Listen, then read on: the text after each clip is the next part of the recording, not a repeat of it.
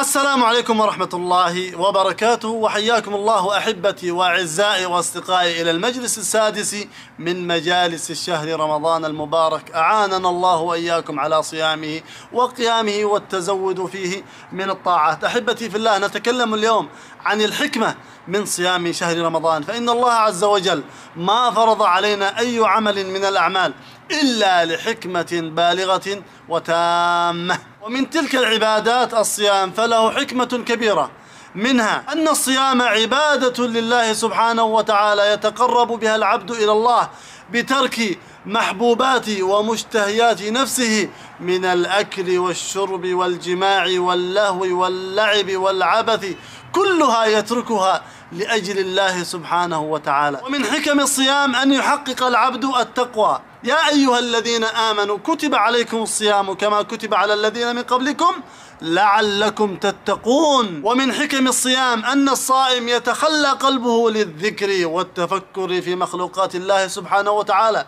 لأن ملء البطن وتناول الأكل يورث القسوة ويورث الغفلة ويورث أشياء كثيرة تلهي عن عبادة الله سبحانه وتعالى. فالصيام يذكرك بالله ويجعلك من المنتبهين، من الذاكرين، من المستغفرين دائما. ومن حكم الصيام أن الغني يعرف نعمة الله عليه بنعم كثيرة لم يحصل عليها الفقير والمسكين من المآكل والمشارب والنكاح والسيارات وغيرها، فيحمد الله على ذلك ولا ينسى أخاه الفقير المسكين فيتصدق عليه بما أنعم الله عليه أيضا. من حكم الصيام أنه يضيق مجاري الدم بسبب الجوع والعطش، فبذلك تضيق مجاري الشيطان في البدن، كما قال عليه الصلاة والسلام كما في صحيح البخاري: إن الشيطان يجري من ابن آدم مجرى الدم. كما أن الصيام يكسر قوة الشهوة.